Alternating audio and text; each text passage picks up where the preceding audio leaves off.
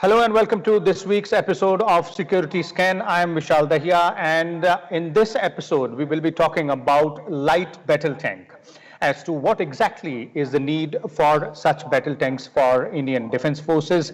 Also, what are the options here for Indian Army in terms of imports per se?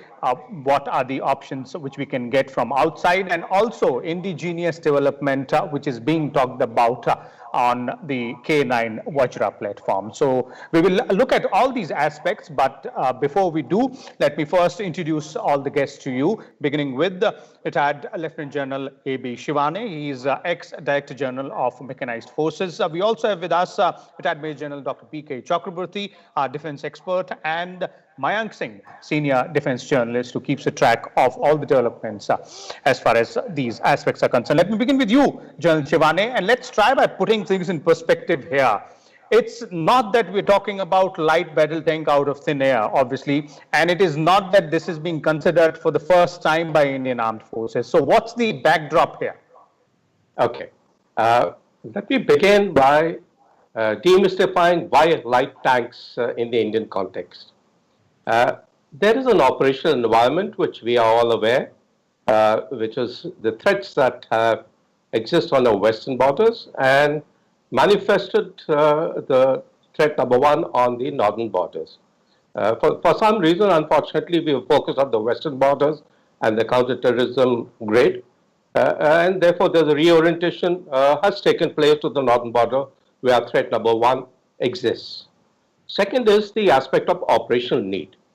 Look, the Indian Army operation capability is based on a threat come capability approach. The Chinese threat is at our doorstep, and the threat has manifested in a terrain where you require light, agile forces.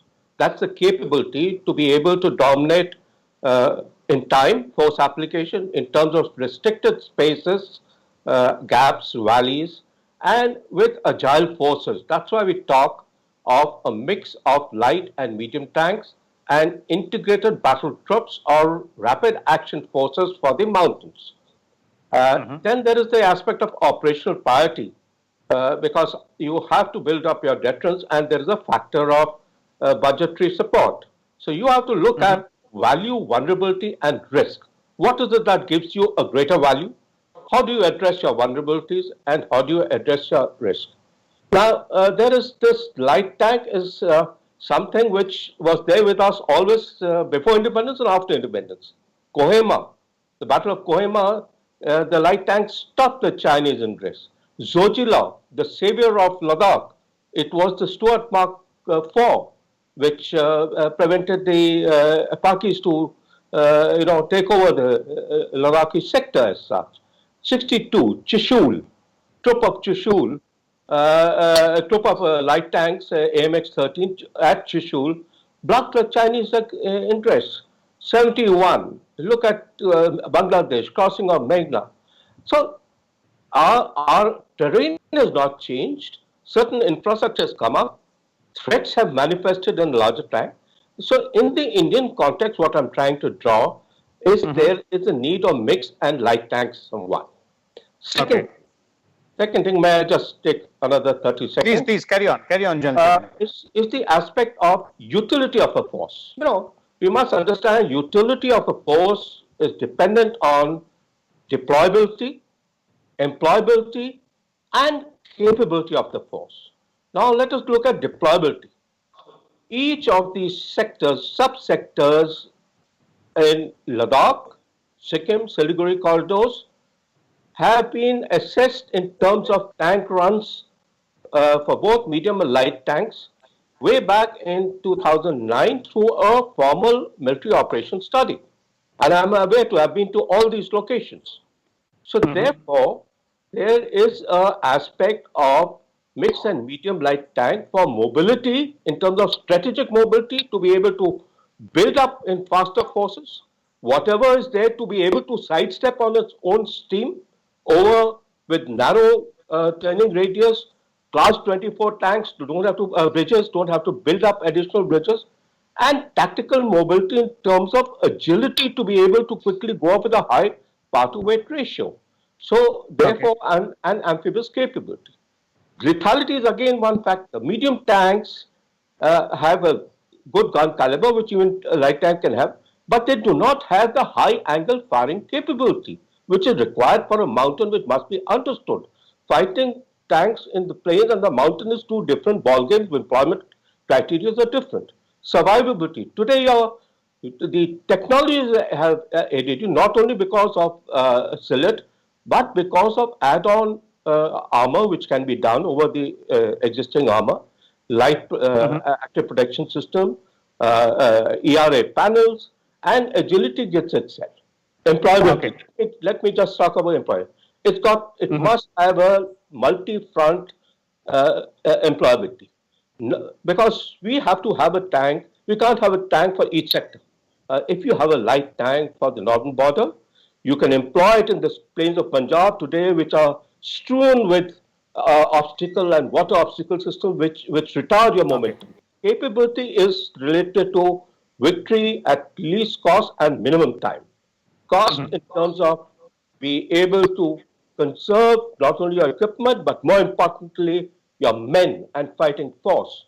So if you are able to give them a mobile protected platform which can quickly build up in restricted areas, quickly in terms of time, I think, and that's the integrated battle group concept of the mountains. So if Okay. you have to look at that capability, then you have to empower this capability by the means, and the means is like tank.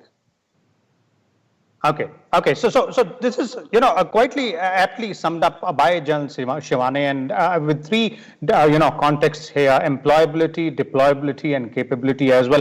Before we talk about the options which are there, let me bring in General Chakravorty here also. General Chakravorty, your views on these three aspects, and also we're talking about right now the need for light battle tanks. Well, I think General Shivani has brought out very clearly these three capabilities, which I would not like to repeat. I would just straight away get on to what the problem is. And as he brought out, that we have got a threat and we have got a capability right now. The threat today is Eastern Ladakh, where I've served. I think most of my time has been on the Chinese border or the JNK border, and sometimes I was sent abroad. That is, and then otherwise I was with the armored division and the strike course. So it's been a very, very great combination. And luckily, I commanded a unit which was a self-propelled unit, which went to high altitude, and then came with tanks. And I had visions to match with the T-72s. And so these were all issues which we'll put into one, and we'll just come on to certain key areas. And I'll come to a little bit now down to a little bit of terrain.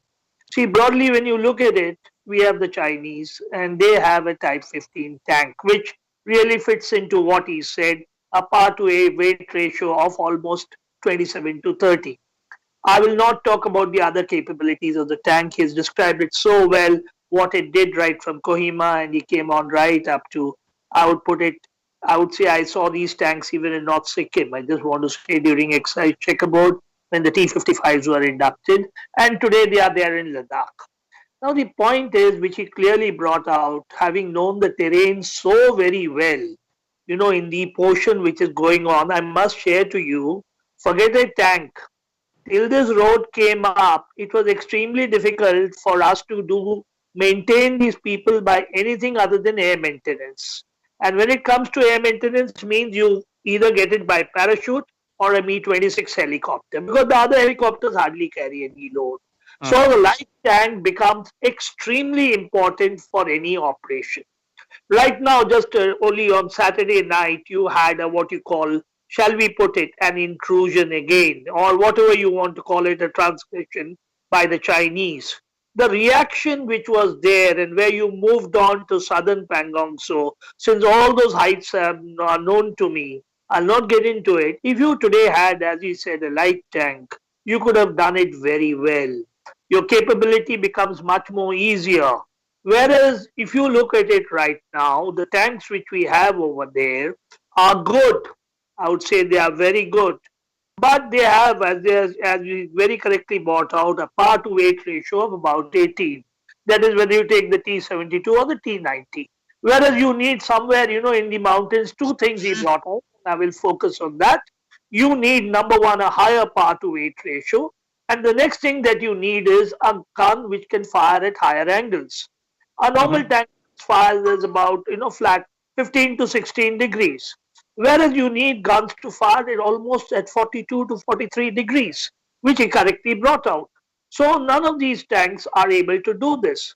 Whereas the Chinese, the Type 15, is an excellent tank. I must also say, he brought out the Bangladesh war. Bangladesh has ordered this tank. Maybe our neighbor, I don't know for war, maybe basically you can say that they have a problem with Myanmar. So when you look at these capabilities, what it boils down to, I would not come to the type, is something which would, as he said, suit the terrain, something which would be capable. Now, in capability, well, I'll just quickly come on. You have something, either you go abroad or you make it indigenously. I will not come out with the details right now because we'll be definitely discussing it. Now, if you, I will just say the Chief of Defence Staff made an excellent statement, which Sandeep Unnithan of India Today said, anything that we buy has got to be partly Videshi and partly Desi. The first tranche is normally Videshi, and then you follow it by a Deshi. The Deshi will take 18 months to 2 years. The initial, if you take it well, it's only say, let's say, I will not come on to the types.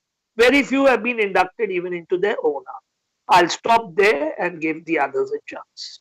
Okay, let me now bring in Mayank here. Mayank, as our panelists pointed out the context, and let's not forget that obviously the present situation might have pushed the envelope here, but in 2009, if I correctly remember, there was an RFI which was issued for almost 200 wheeled and 100 tracked lightweight tanks.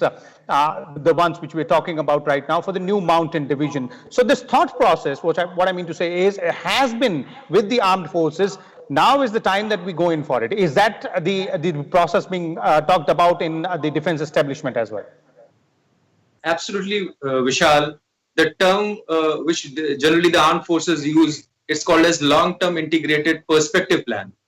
So what you see today, what you plan today might fructify after 15 years. I mean, that's the range of years the armed forces factor in when they plan for the perspective things, actually.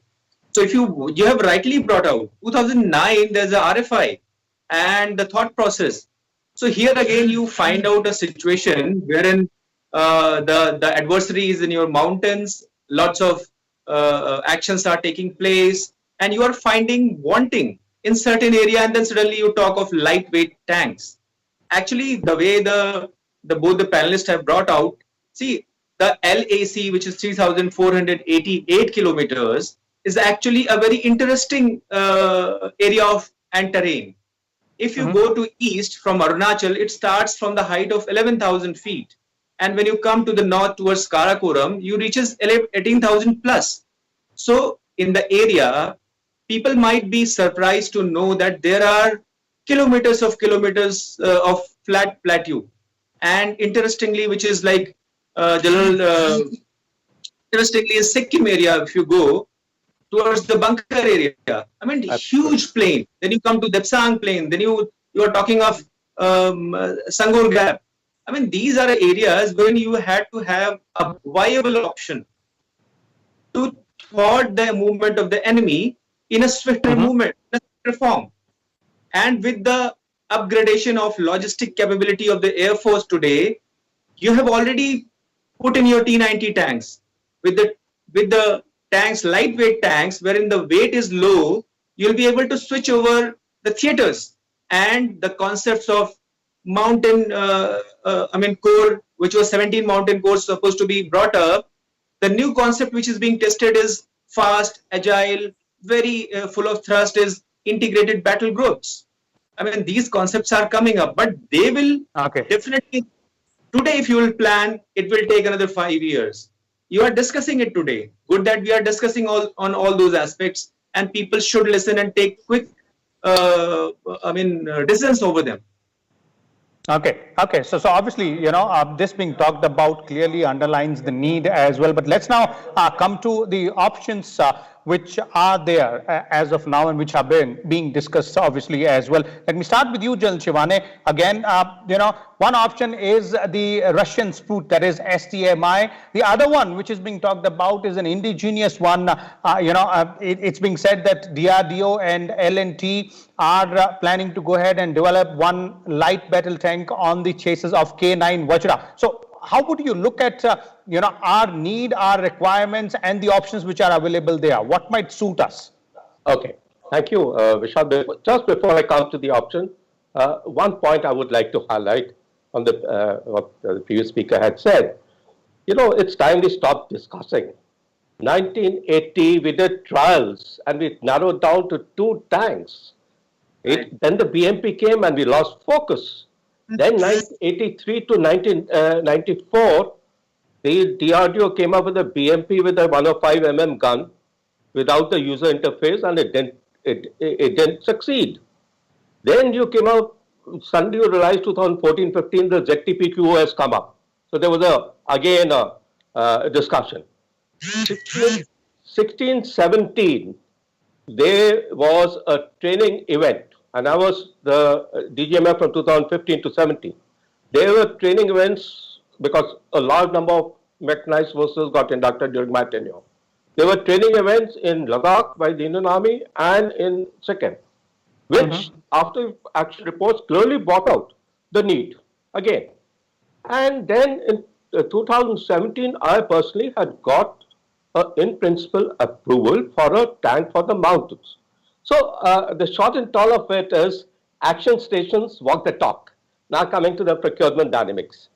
Well, when you come to procurement, you've rightly identified this thing, Swadeshi and Videshi options. You have to have a balanced approach in terms of what are your imperatives and what are your drivers for it. Number one, there is a time criticality. A time criticality which is being generated by op necessity, which is getting critical day by day as we see it. Our deterrence is being put to test, and it does not meet the aspirations. Second thing is that, therefore, we require something light, 22-ton amphibious capability, high-angle capability, able to move on its own tracks, narrow turning radius, class 24 bridge crossability, all those things. So there's a time criticality, number one. Second, I, as an Indian Army soldier, and I believe I still am because the blood remains olive green, would always prefer to go to war with an Indian equipment. There is no doubt in my mind. But then I have to look at desirability, feasibility, and reality. I can't dream of it and say magic wand and it is here. Desirability is I want an indigenous capability 100, 200%. Feasibility, do we have it today?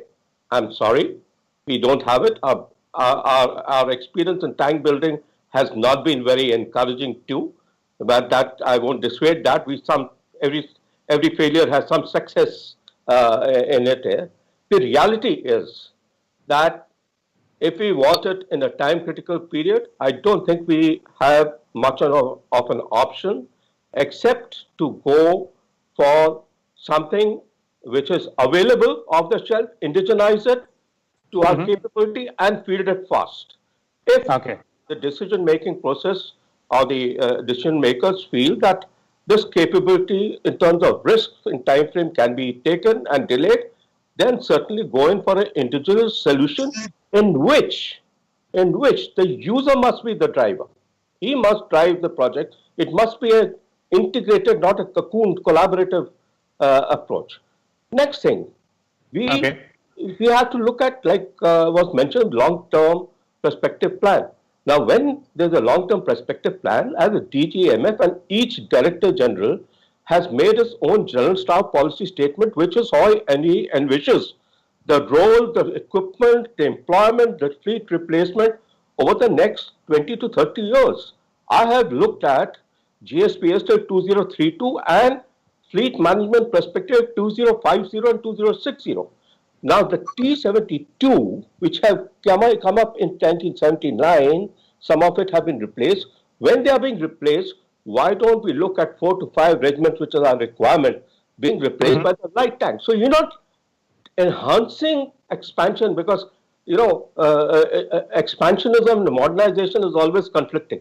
So you are replacing it with desired capabilities and smarter way of war fighting. So therefore, Okay. the options are you go in for a SP model, which is a big question mark because SP and Mate have got their own dynamics, have not proved themselves. So then there is a government to government deal.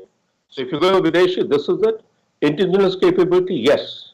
We have certain options, like we talked about the Okay. Vajra, we Okay. talked So about both the short-term need as so well just as to mention long-term that, planning has to that be this kept in mind. capability Let me bring in, exists. Chakraborty here. General Chakraborty, on these three aspects, how would you look at the options which are available, as General Shivane said, from the angle of feasibility, desirability, and the reality? Well, I think General Shivani and I'm sure all of you have said one thing is, firstly, how critical we are in terms of time.